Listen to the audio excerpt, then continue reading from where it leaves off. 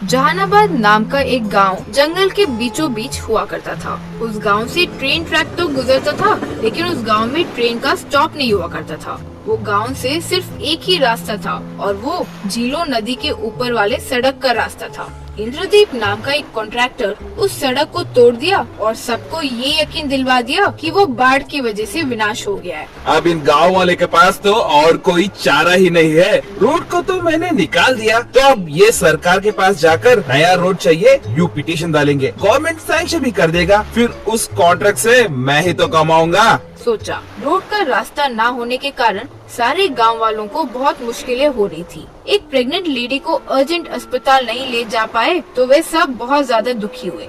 वो देखकर विक्रम बाबा नाम का लड़का, अरे मेरे गांव वालों को सच में बहुत परेशानी हो रही है, इनके लिए कुछ करना होगा, कोई तो वहाँ तक का गुजरने का मार्ग निकलना होगा, कैसे करूँ? यूँ सोचकर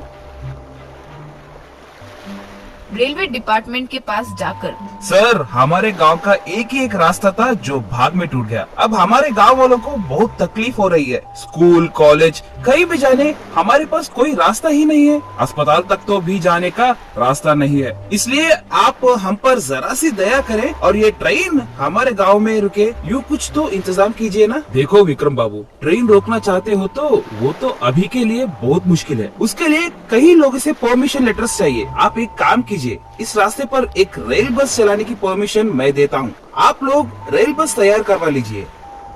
ठीक है सर, कहकर वे अपना रेल बस बनवा लिए। उससे गांव वाले खुशी से उस रेल बस में स्कूल, कॉलेज, अस्पताल इत्यादि अपने काम के अनुसार जाने लगे थे। ये देखकर इंद्रदीप, अरे मैंने तो सोचा लाचार होकर ब्रिज सैंक्शन करवा लेंगे, लेकिन ये तो रेलवे बस लगाकर बहुत खुश है, इनसे ये भी छीनना होगा, तब जाकर जरूर ब्रिज की मांग करते हुए पिटीशन लगाएंगे, तब वो कॉन्ट्रैक्ट मुझे ही मिलेगा। यूँ कहकर वो किसी भी तरह उस रेल बस को चोरी करवाने के लिए रातों रात दो चोर को बुलवाया। उनसे, रे तुम लोग जाकर उस रेल बस के पहियों को चोरी करो, फिर देखते हैं कि वे रेल बस कैसे चला पाएंगे।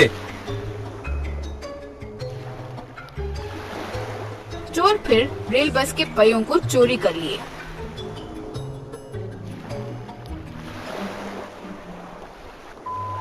विक्रम बाबू और सारे लोग आकर सुबह देखे तो बस के तो पहिए ही नहीं थे।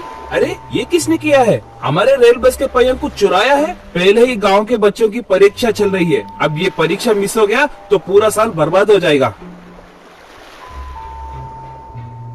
कहते हुए तब का तब दूसरा पहिया लाकर बिठाने के बाद बच्चों को स्कूल तक ले गया। बच्चों से विक्रम बाबू, बच्चों आप सब खुशी से एग्जाम लिखिए, सब पास हो जाना चाहिए। हमारे रेल बस के पहियों को चुराने वाला कौन है, इस रात को ढूंढ लेंगे। यूँ कहकर उस रात को एक पेड़ पर चढ़कर रेल बस की ओर नजर रखकर बैठा था। अरे ये तो फिर से रेल बस के पहियों को जोड़कर चला गए। इस बार सिर्फ रेल बस के पहिए ही नहीं, पूरा का पूरा रेल बस ही उठा ले आए। अगर नहीं कर पाए तो पूरा रेल बस ही जला देना। इस बार तो मैं देख कर ही रहूंगा कि ये लोग कैसे जाएंगे। कहते हुए अपने आदमियों को भेजा। वे आकर पहियों को घुमाने की कोशिश किए, लेकिन वे नहीं निकले। रे इस बार लगता है ये पहिए बहुत जोर से बांधे हुए हैं, ले जाने का कोई तरीका ही नजर नहीं आ रहा। तो जलाने के लिए कहा था ना बॉस ने, पेट्रोल डालकर जला देते हैं, चलो निकालते हैं। कहते हुए पेट्रोल निकालकर जब उस पर डाल रहे थे,